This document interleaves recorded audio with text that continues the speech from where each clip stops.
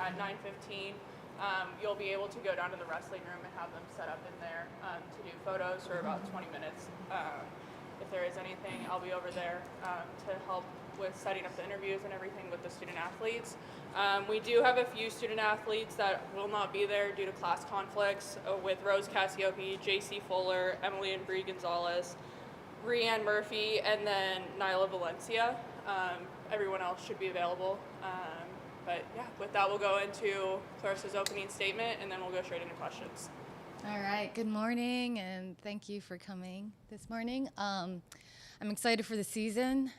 We have like 18 days till our very first competition of the season, so it's here. So we're really excited. We have 9 returning All-Americans, 4 of them of which are defending national champions, and we've got 7 freshmen and 4 transfers that have been a great addition to the team. We've been so grateful for the opportunity and that we get to train every day in the brand new Hawkeyes Wrestling Training Center. It's been nothing short of amazing. It's a top-notch facility, the best in the world. And yeah, our women enjoy it, I enjoy it, and I guess I'll welcome any questions. So. You could raise your hand, state your affiliation. Morning. You've quickly established Iowa as kind of the premier program now in the country, winning a national title the first year. The basic question, what do you do for an encore? For an encore? Oh, yeah. Well, it's Iowa, right?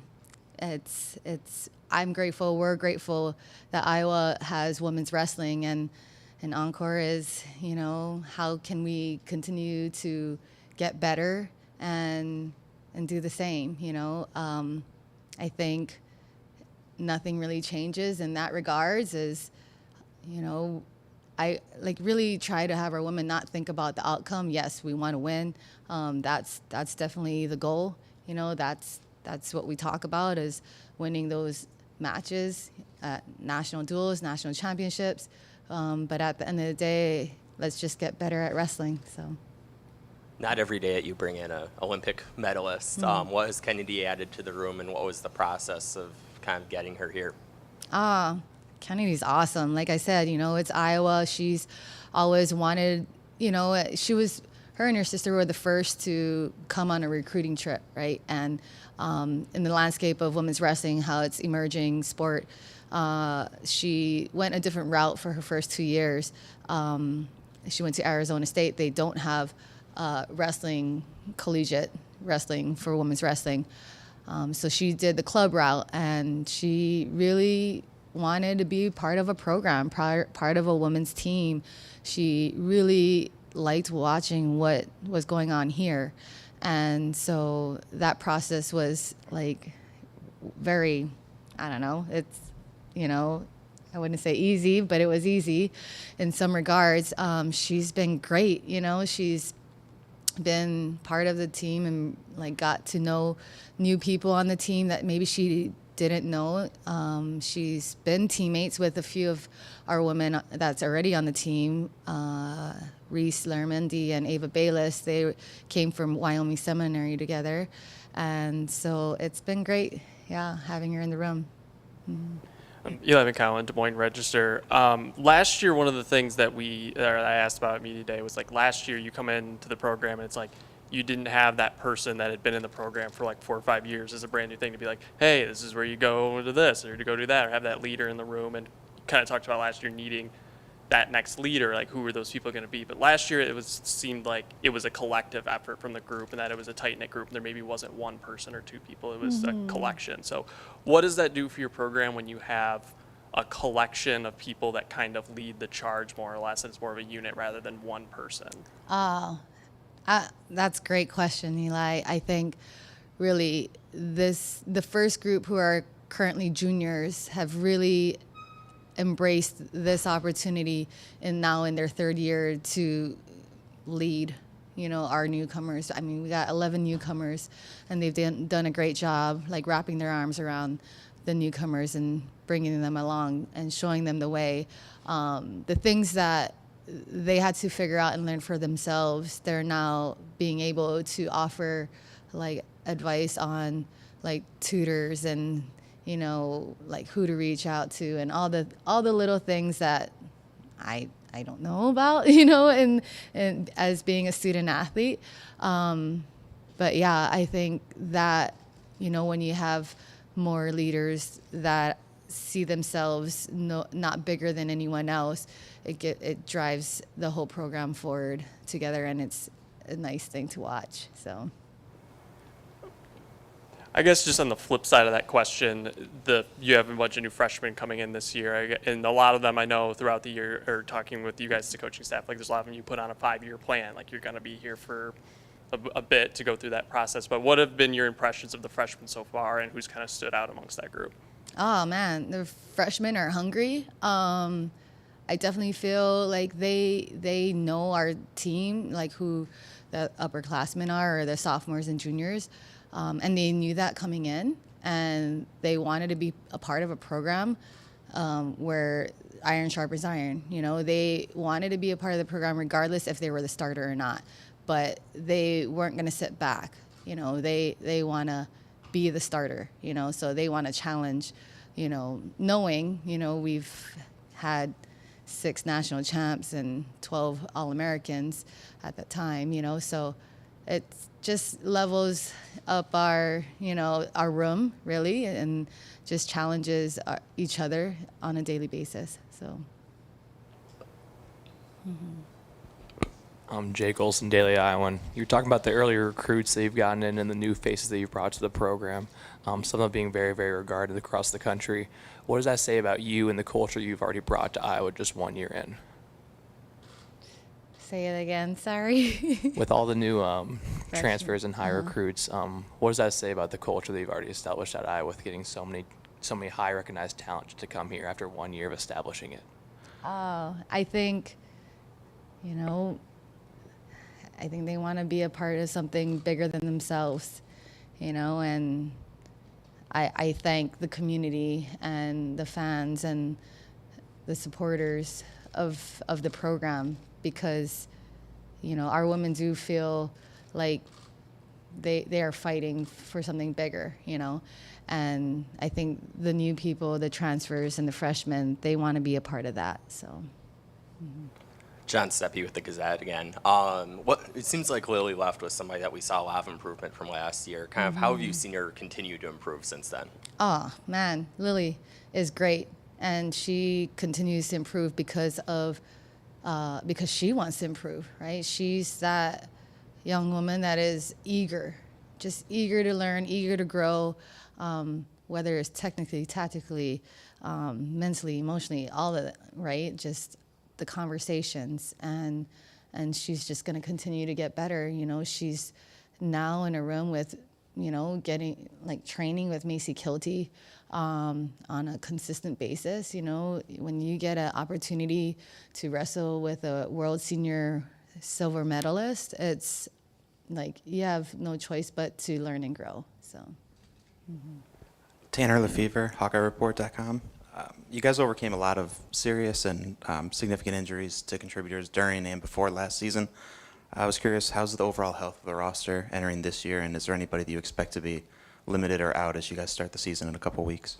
Yeah, so far, good, right? As far as good can be for injuries within our sport.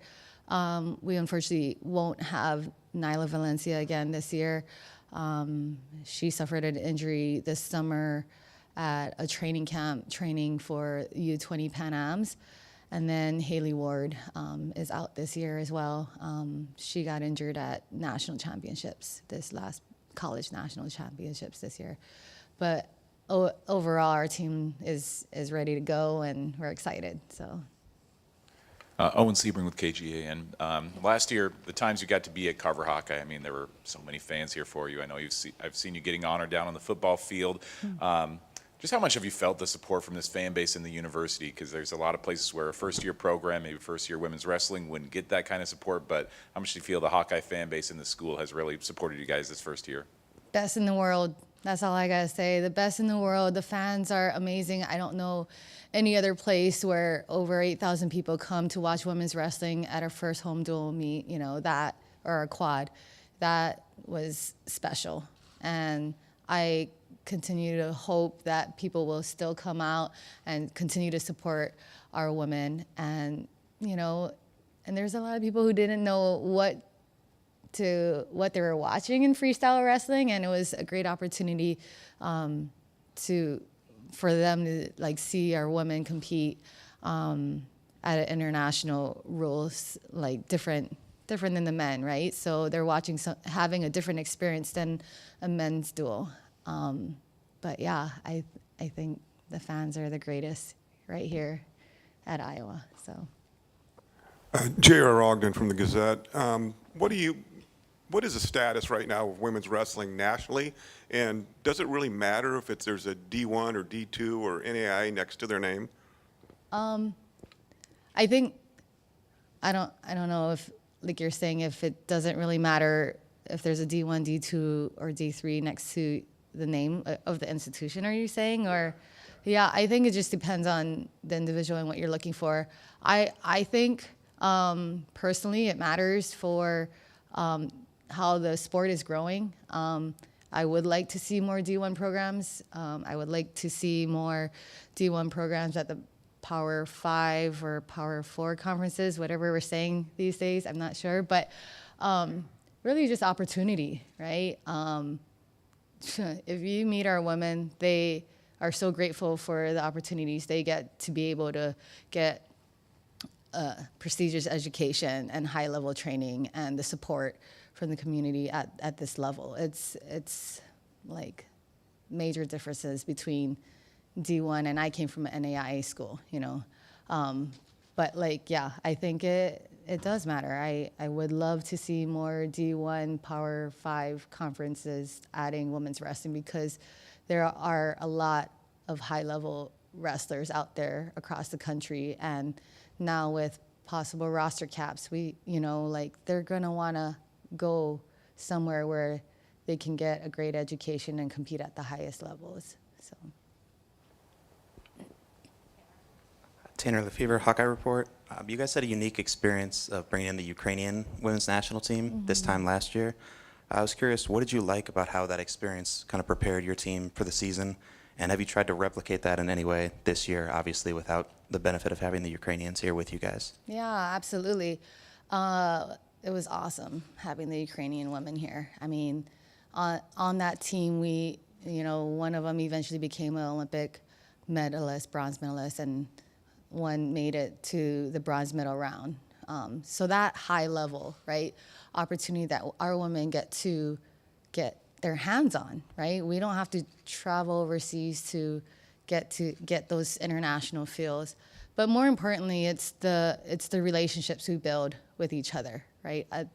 That's the thing that I enjoyed about wrestling the most, is meeting people from all over, right? All over the country, all over the world, and building relationships and understanding, each other, right? Different cultures, right? Ukrainian, what they're going through.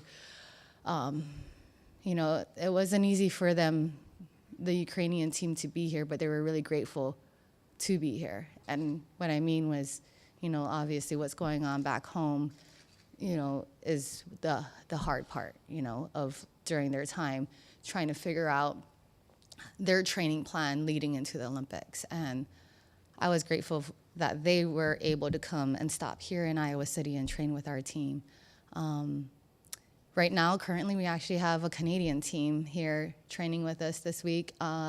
Coach Tanya Verbeek, her partner coaches at Brock University, and it's been a great week so far having them in the room. They've got a few people training for U23 Worlds and non-Olympic World Championships, just like we have a few on our team training for that. So it's a great opportunity to collaborate and work together and push each other, to get better, because at the end of the day, it's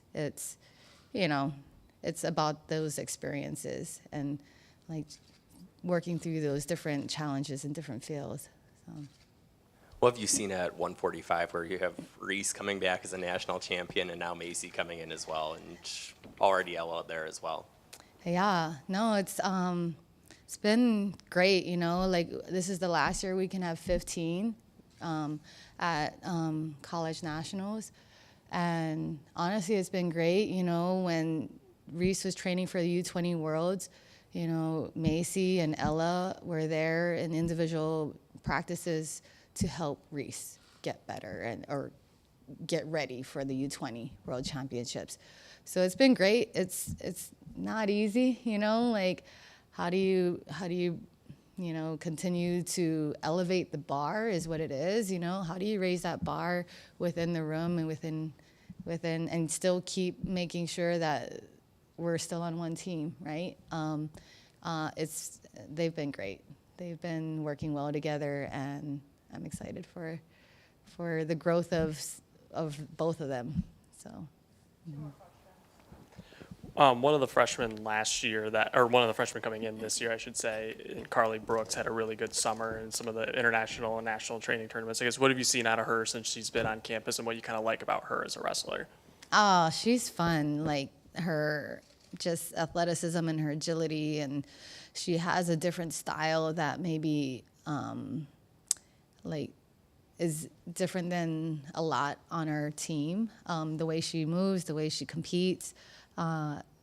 She's been great for our middleweights, lighter middleweights, as far as just getting, that in our room. That's an area I feel like we can continue to develop those weight classes, and she brings a lot to fill in for that weight class. So, yeah. You mentioned U23s and non-Olympic Worlds coming up. What have you seen from the trio of athletes that you're going to be taking over there in a couple weeks, and specifically Kylie, who kind of made a debut on the senior level at a really early age and now gets a chance to go back this year at 72 kilos? Yeah, I feel like Kylie's hungry, she, her goal was Olympics and fell short of that, and she's hungry and eager to take this opportunity at U23s.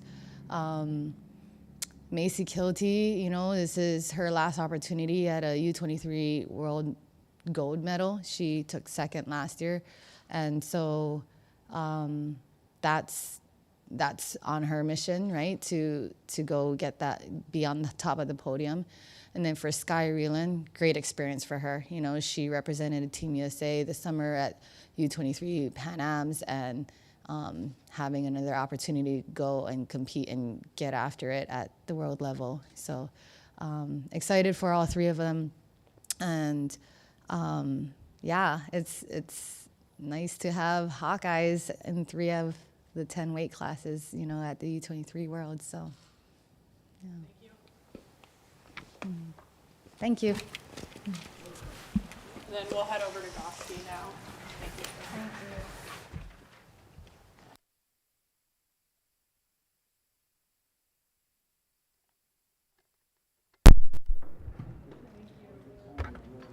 Good.